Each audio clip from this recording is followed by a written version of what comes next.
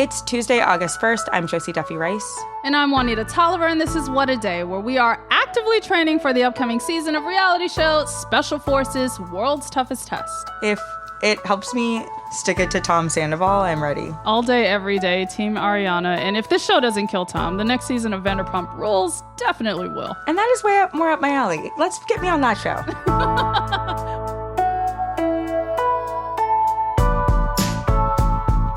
On today's show, it's the end of the road for a 99-year-old trucking company, plus scientists have revived an ancient animal that's been frozen for thousands of years, tens of thousands of years, in fact. Yeah, I'm just going to widen my eyes even bigger, because yikes. But first, another day, another indication that there will be more indictments coming for Donald Trump. As we flagged for y'all in recent weeks, Trump has been doing the most to try to neutralize the threat of an impending indictment from Fulton County District Attorney Fani Willis, including filing multiple requests with the Georgia courts to prohibit prosecutors from continuing to investigate him. Well, his latest attempts failed in embarrassing fashion on Monday as Fulton County Superior Court Judge Robert McBurney ruled that it's premature for Trump and his allies to request such action because he hasn't even been indicted yet. Its translation for all of this is that, sir, you have to wait until the case is presented to try to get it to go away, you know? Yeah, it's giving a little hit dog will holler, you know? Yes. So Judge McBurney, who, by the way, is not like a liberal judge. He's a pretty staunch conservative judge here in Georgia. What else did he include in his ruling? The judge essentially used his ruling to call out Trump for trying to use the courts to undermine prosecutors, writing, quote, while being the subject or even target of a highly publicized criminal investigation is likely an unwelcome and unpleasant experience, no court ever has held that that status alone provides a basis for the courts to interfere with or halt the investigation. He proceeded to also make reference to Rumpelstiltskin, which I hadn't thought about or even seen spelled out since elementary school. He added, quote, for some, being the subject of a criminal investigation can, a la Rumpelstiltskin, be turned into golden political capital, making it seem more providential than problematic. That's a clear reaction to the fact that every time Trump faces another criminal indictment and charges, he uses it as a fundraising opportunity. And considering that Trump is leading all polls for the Republican primary by more than 30 points, I assume he'll treat an indictment from Georgia in the exact same fashion. Yet and still, it's clear that Judge McBurney wasn't interested in Trump's preemptive arguments, and that tracks because this was the same judge who oversaw DA Fani Willis's special grand jury investigation into Trump. I do have to say that I love the energy of this is an inconvenience for me and I don't like it, so you should drop the charges. I mean, if only one could, right? If I'm ever charged with a crime, I too will be filing that kind of motion. So speaking of DA Willis, how is she responding to all of this? I mean, she's completely unbothered and 100% prepared to move forward. For those of us who heard her say that decisions on criminal charges will be coming imminently back in January, she clearly meant within 7 to 8 months. And here we are on August 1st, waiting for that announcement. Last weekend, during a back-to-school event, DA Willis said this to NBC affiliate 11 Alive. The work is accomplished. I mean, we've been working for 2.5 years. We're ready to go. Later in the interview, DA Willis added, quote, some people may not be happy with the decisions that I'm making. Now, after 2.5 years and a recorded call of Trump asking state officials to find 11,780 votes specifically, I hope that I am not part of that discontented group, at all. To ready the courts for an indictment announcement, though, DA Willis has written to the local sheriff to increase security at the Fulton County Courthouse, which is why we've seen fencing and barricades added around the perimeter of the building. And back in May, she sent a letter to the chief judge there requesting that he not schedule any in-person trials or hearings during the weeks of August 7th and August 14th. And this is where Judge McBurney comes back into play. 2 weeks ago, Judge McBurney impaneled 2 grand juries that are likely to hear the case against Trump and ultimately decide whether or not Trump and his allies will face charges. And that's yet another layer behind the reasoning and the ruling that the judge issued on Monday, though I'm sure Trump is thoroughly annoyed with how things are going for him down in Georgia. Nonetheless, DA Willis is sticking to her commitment to announce charges by September 1, and there are still a lot of steps to cover between now and then, but we should all expect a flurry of activity at the Fulton County Courthouse during the next 4 weeks. It's going to be a mess here in Georgia for the next few weeks. And now we wanted to give a little bit more background on the person expected to prosecute Trump. So as you noted, Trump faces charges here in Fulton County, Georgia, where I live. Fani Willis has been all over the news lately for this case, so I thought I'd take a second and give some context for both Willis as DA and, the local prosecutor's office, what it means for the former president to be facing charges in a local prosecutor's office. Because after all, it's not every day that a local prosecutor becomes a national story like this. Yeah, I feel like we can just say it's a pretty tall order for her to take on Trump. But tell us a little bit about Fani Willis. Yeah, so Willis was elected just a few years ago in 2020. She defeated the former prosecutor who had held the office since the 90s, for 20 to 25 years. And before she became DA, she was a line prosecutor, which is what we call prosecutors who work under the head district attorney. And they're usually the ones who actually prosecute cases, right? Unlike a lot of other prosecutors who have been elected in relatively big cities over the past couple of years, Willis did not run as a reform prosecutor or, as they're sometimes called, a progressive prosecutor. Instead, she kind of ran on this pretty tough on crime platform, which she has largely lived up to. She's the prosecutor who brought the charges against Young Thug and other alleged members of the YSL gang.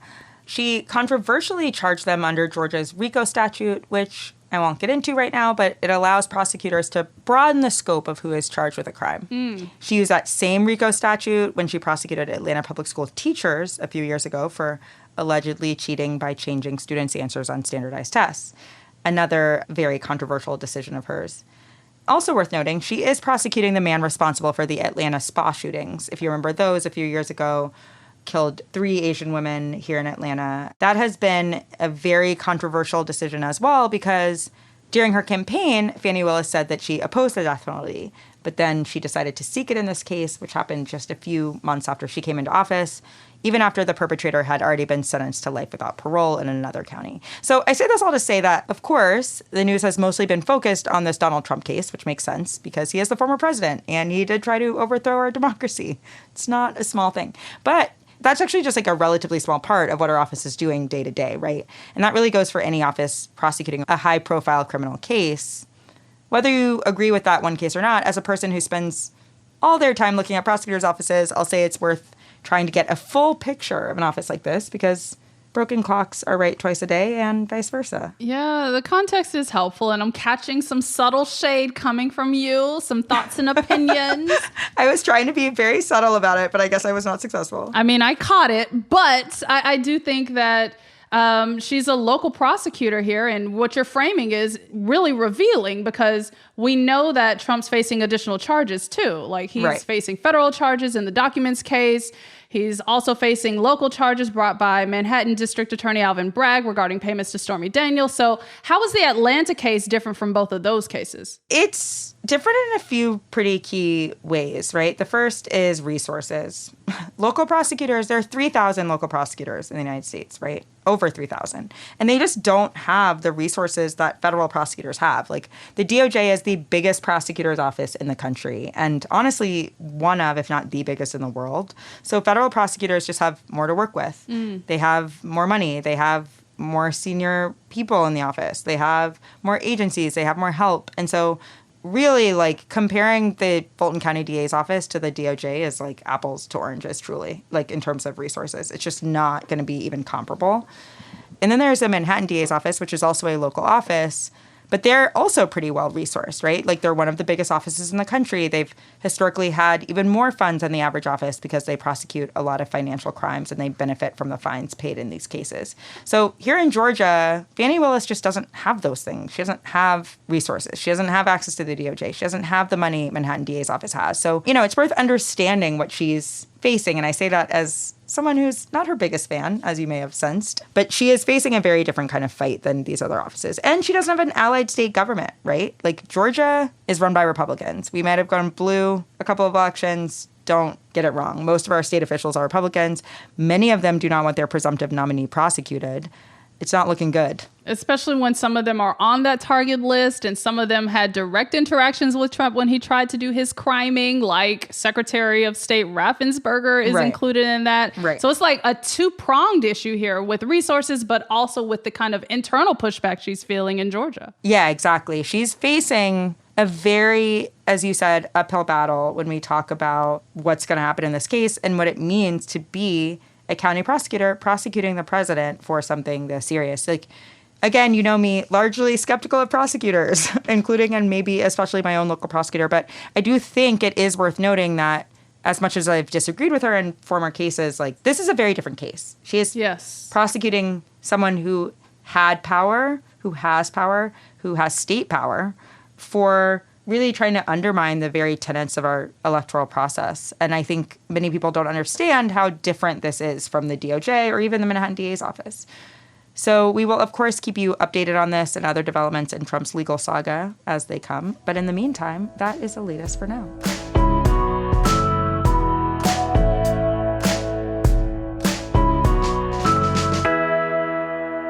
Let's get to some headlines. Headlines. A federal judge in Arkansas temporarily blocked a state law that would have made it a crime for librarians and booksellers to give minors reading material seen as, quote, harmful.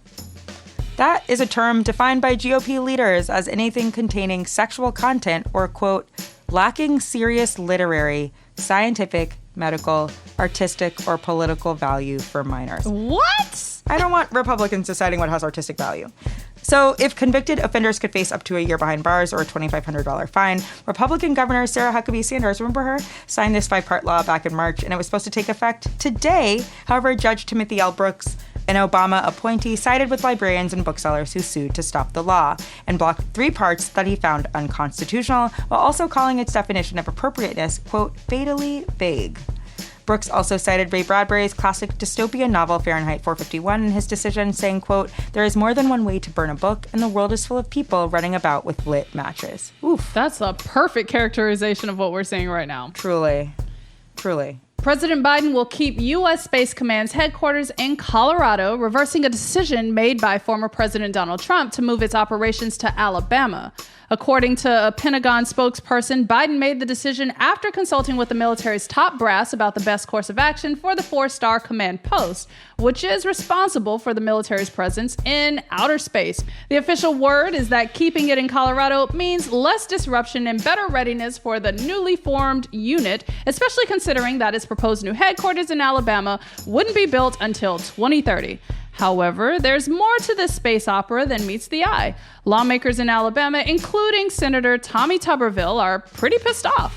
Tuberville has already been up in arms over the Pentagon's policy granting service members leave if they need an abortion, and he's holding up hundreds of military nominations and appointments as a result. Honestly, take that, Tuberville. Like, seriously, you don't deserve anything new or nice, considering your anti-abortion policies and your impact on the military. But, Truly. Okay. Truly. Look, I went to space camp on a field trip. Yeah!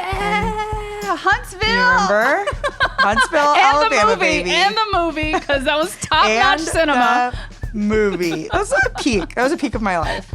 And part of the reason I thought Alabama was like the center of... I'm sick. Like science and innovation for like a very long time. I was shocked to find out they were not. I mean, Huntsville. Oh, yeah. We'll give it to Huntsville. Huntsville, baby. Anytime you want to leave Alabama, we got you. Yellow, one of the oldest and largest trucking companies in the U.S., is reportedly shutting down and heading for bankruptcy. The Teamsters Union, which represents 22,000 of Yellow's 30,000 employees, made the announcement yesterday, though as of our record time, no filings have been made just yet. News of the company's bankruptcy preparations comes just days after Yellow avoided a strike from its unionized workers. After weeks of tense negotiations, the Teamsters gave the company an extra month to contribute to its pension and health insurance plans, but emphasized that Yellow's financial problems are not related to its labor contract. As of late March, Yellow had an outstanding debt of about $1.5 billion. Nearly half of that is owed to the federal government because in 2020, the Trump administration gave the company more than $700 million in pandemic relief funds on national security grounds. According to government records, Yellow is only a third of the way through paying that off, even though the loan is due next September. Yellow Trucking, anytime you want to get on that loan forgiveness plan, that part, we'll be pretty happy to have you And finally, some long overdue studies into potential treatments for long COVID are officially kicking off. The National Institutes of Health announced yesterday that it's enrolling hundreds of patients in clinical trials to at least 4 possible treatments for survivors of COVID-19 who are still feeling the effects of the virus. The announcement is part of the NIH's $1.15 billion Recover Initiative, which began in 2021 to study the impact of long COVID. The trials will focus on therapies targeting viral persistence, as well as brain fog, memory loss, difficulty with attention, and other cognitive issues. In the coming months, additional trials will also evaluate treatments for sleep problems and disorders involving involuntary bodily functions like heart rate, breathing, and digestion. It's estimated that at least 65 million people worldwide are living with long COVID, and scientists still don't know what exactly causes the prolonged symptoms. The NIH says it expects to launch at least 7 more clinical trials in the coming months. Bring it on. 65 million people worldwide now living with new disabilities is something that requires this type of investment and something that requires this type of solution. In the meantime, while these clinical trials are going on, though, I need governments to provide these people with support. What type of assistance and immediate support can they provide to them? And this has been made into a political thing, but it's not actually political because it does not matter what your political views are. Right. If you suffer from this, you suffer from this. And long term, what does this mean for you? We have to know. And those are the headlines. We will be back after some ads to consider why scientists are so dead set on bringing creepy Ice Age animals back to life. I'm already cringing. I am already upset. No, it's bad. It's bad. It's bad. It's bad.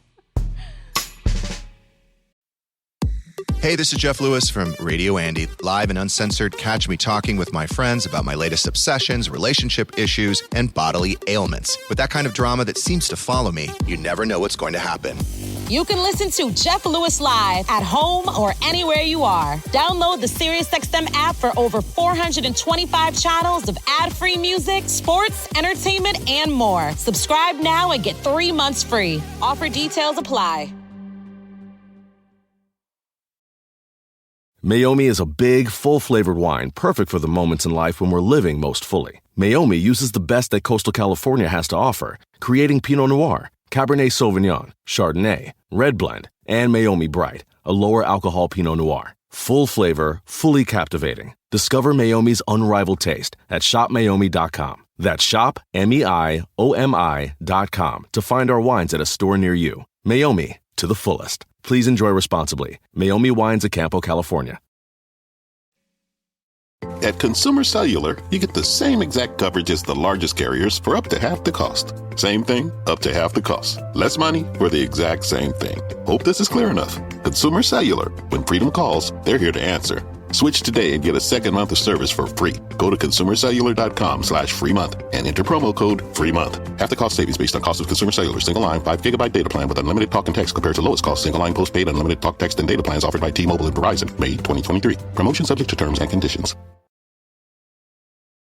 It's Tuesday, Wad Squad, and today we're putting on our lab coats to bring you the latest installment of an ongoing experiment we like to call Josie versus Science. Oh, were you being electrocuted like the bug zapper? I am being electrocuted by information. Yikes. Josie, we already know how you feel about cloning woolly mammoth meat to make meatballs. Absolutely disgusting. But this week, we have a similar, albeit much less appetizing story from the world of paleobiology. You ready for this? I'm not ready for this. I'm not ready for this at all. I guess we'll go forward. Also, apologies to my mother, who is an actual scientist. Oh my and must be very disappointed at the child she got. Wait. I'm sorry, Mom. Did she not take you to the lab with her? Like, did you not get exposed? No, she is a physicist. Space camp the end of it? But she did try to be an astronaut. It didn't work, but that was her goal. Okay, there's the space camp connection. Josie's mom, I've got your back. We'll work on her. She loves science. I hate science. Here we go. This one comes from Germany, where researchers have successfully revived a newly discovered type of roundworm that was found frozen in Siberia several years ago. According to a radiocarbon analysis, these creepy crawlers have been chilling, pun intended, in the frigid permafrost for over 46,000 years. To put that in context, That's around the same time that mammoths and saber-toothed tigers were still alive. We don't need them in our lives today. I'm sure we don't need this roundworm in our life today, but here we go. We just figured out society like 20 minutes ago. Did we? Why would we go backwards? That's true. We just figured it out as much as we have figured it out. And that's like 60% at best. Why would we go back? Now, even though this particular species of worm has never been seen before, God, this is blowing my mind. Scientists aren't completely sure if it actually went extinct or if it's just that well adapted to the cold. And here's the part where it gets worse. One of the worms in question wasted no time trying to reproduce because as soon as it woke up, so to speak, it actually started having little baby worms inside the lab dish. Ew. I'm laughing, but inside I'm sobbing because every single movie starts like this. Told us about starts this. like this. It starts like this. You do not unfreeze something, and then if you unfreeze it and it immediately starts reproducing after 46,000 years of being frozen, oh my God. Freeze it again. You freeze it again. You kill it with fire. It's literally given Alien. I'm imagining the worms climbing under the nail beds of the scientists, getting in their skin. But Josie, what do you make of this breakthrough discovery? If you can't tell, I hate every single part of it. Everything about it. I hate it. I hate it. I hate it.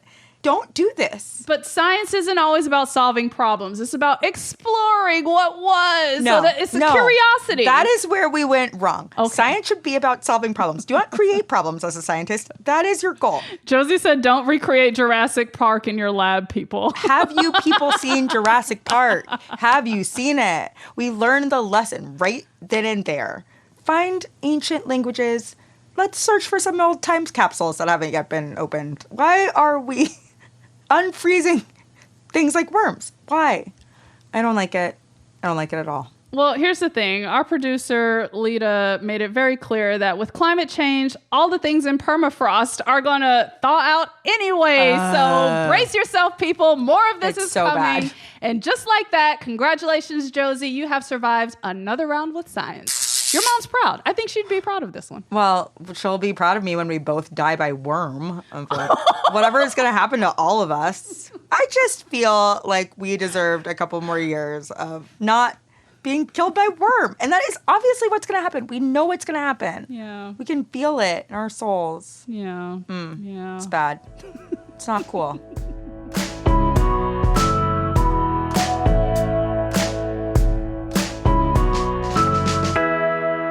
One more thing before we go. We are excited to announce that Crooked Media's first book, published under our new imprint, is out now. Mobility by Lydia Kiesling is a coming-of-age novel about navigating a world filled with corporate greed that's both laugh-out-loud funny and politically incisive. It is the perfect addition to your summer reading list. You can get your copy now at crooked.com/mobility. I have to say, I read her previous novel this summer, Golden State, and I loved it. I'm into it. Before I even knew that she was on our imprint. That is an unbiased opinion. I love it. That is an unbiased endorsement. I really loved it. I've recommended it to a lot of people. That's all for today. If you like the show, make sure you subscribe, leave a review, pack your bags for space camp, and tell your friends to listen. And if you're into reading, and not just all the books that Arkansas Republicans want to ban, like me, What a Day is also a nightly newsletter, so check it out and subscribe at crooked.com/subscribe. I'm Josie Duffy Rice. I'm Juanita Tolliver. And leave those frozen worms alone. Don't pick them up in Siberia while you're out for a walk and put them in your pocket. Don't get involved. My creepy thought, the worms crawling into my ears. Oh, that's 100% going to happen. We actually told you guys that climate change was a thing, and you guys ignored it, and now there are worms crawling in my ears. As the world is burning, Josie will just be like, I told you so. What a Day is a production of Crooked Media. It's recorded and mixed by Bill Lance. Our show's producer is Itzy Quintanilla. Raven Yamamoto and Natalie Bettendorf are our associate producers. Our intern is Ryan Cochran, and our senior producer is Lita Martinez. Our theme music is by Colin Gilliard and Kashaka.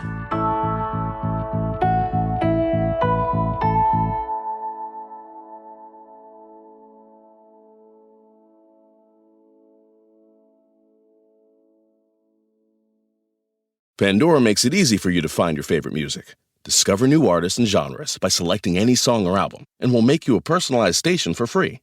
Download on the Apple App Store or Google Play and enjoy the soundtrack to your life. Mayomi is a big, full-flavored wine perfect for the moments in life when we're living most fully. Mayomi uses the best that coastal California has to offer, creating Pinot Noir, Cabernet Sauvignon, Chardonnay, Red Blend, and Mayomi Bright, a lower alcohol Pinot Noir. Full flavor, fully captivating. Discover Mayomi's unrivaled taste at shopmayomi.com. That's shop, MEIOMI.com to find our wines at a store near you. Mayomi, to the fullest. Please enjoy responsibly. Mayomi Wines of Campo, California.